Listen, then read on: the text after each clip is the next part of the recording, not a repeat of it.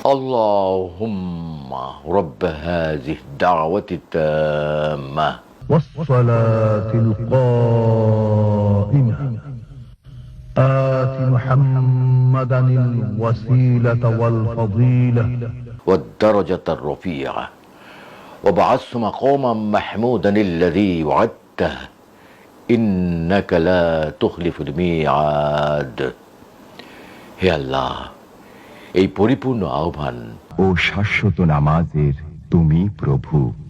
হযরত মুহাম্মদ সাল্লাল্লাহু আলাইহি ওয়াসাল্লামকে দান করো সর্বোচ্চ সম্মানিত স্থান, সুমহান মর্যাদা, এবং বেহেশতের প্রশংসিত স্থানে তুমি তাকে অধিষ্ঠিত করো।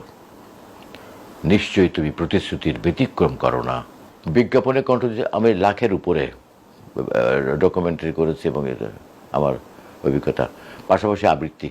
তোমার ছবিটা দেখতে দেখতে ঘুমিয়ে পড়ি মা।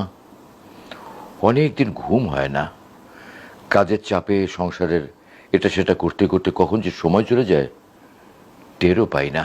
আমি সরকারি চাকরি ছেড়ে দিয়েছি কোনো ঘুষ খাবো না বলে। আমি আমার জীবনের শ্রেষ্ঠ কাজ যদি বলি, পবিত্র কোরআনের 30 পারা কোরআনের তর্জমা আমি করেছি। এটা এখান থেকে ওই সেই 80 দশকে, যতদিন আল্লাহ হায়াত রেখেছেন আমি আল্লাহর পথে থাকতে চাই। আমি অন্যায়কে প্রশ্রয় দিতে চাই না কখনো। বহু মানুষ আমাকে ভালোবাসে, বহু মানুষ আমাকে শ্রদ্ধা করে, আমি তাদের কাছে সত্যি কৃতজ্ঞ। আমি আল্লাহর কাছে শুকর করি, কৃতজ্ঞ আমি। দর্শক, আমার সঙ্গে রয়েছেন একজন গুণী মানুষ, সৈয়দ ইসমত তোহা। অনেকে হয়তো এইভাবে চিনবেন, 90-এর দশকে বিটিভিতে আজান শেষে যে দরাজ কণ্ঠের দোয়া শুনতেন, সেই ভয়েসটি সেটি কিন্তু ইসমত তোহার। ভাইয়া কেমন আছেন? আলহামদুলিল্লাহ ভালো আছি এবং আমি সবসময় ভালো থাকার চেষ্টা করি। আপনার বর্তমান যে অবস্থা, যে কর্মব্যস্ততা, যদি একটু সেটি নিয়ে বলেন। আমি তো কাজ করছি এখানে, মিডিয়াতে কাজ করি 55 বছর। 1970 থেকে আমার শুরু। আমার বাড়ি খুলনাতে, খুলনার বেতার থেকে আমার শুরু। কিন্তু আমার অনুশীলনটা চলেছে যখন আমি ক্লাস 3-4 পড়ি, তখন থেকে। আমার কিন্তু কোনো ওস্তাদ ছিল না, নাইও, এবং কাউকে ফলো করতাম। একটা মানুষ যখন কোনো আর্টিস্ট হতে চায় বা যে কোনো জিনিস হতে গেলে তাকে কিন্তু কাউকে অনুসরণ করতে হয়, কারোর অনুপ্রেরণা লাগে। তো আমারও এরকম ছিল, কিন্তু সেটা তাকে আমি কখনো চোখে দেখিনি। আমি তার কণ্ঠ শুনে মুগ্ধ হয়ে তার মতো করে পড়ার চেষ্টা করতাম।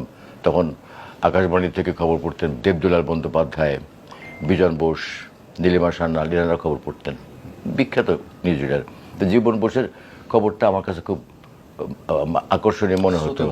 আমাকে ওনার কণ্ঠ আমাকে অনুপ্রাণিত করেছে এবং আমি তার মতো করে পড়ার চেষ্টা করতাম।